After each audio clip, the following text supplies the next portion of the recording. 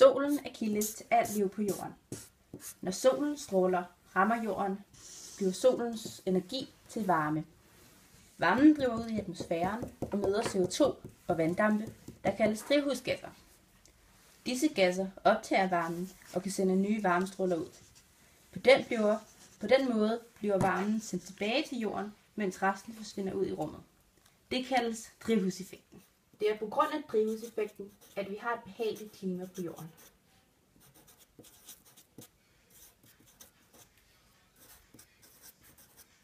Hvis vi ikke havde drivhusgasserne i atmosfæren, ville alt varme forsvinde ud i rummet og forvandle jorden til én stor snebold.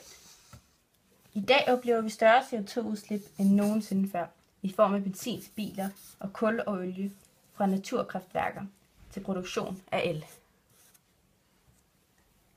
Med den udvikling optages der mere varme i atmosfæren, og der slipper mindre varme ud i rummet. Dette gør, at gennemsnitstemperaturen på jorden stiger. For meget varme betyder, at ørkenområder spreder sig, polerne og isen smelter, og nogle steder bliver det varmt for mennesker, dyr og planter at være.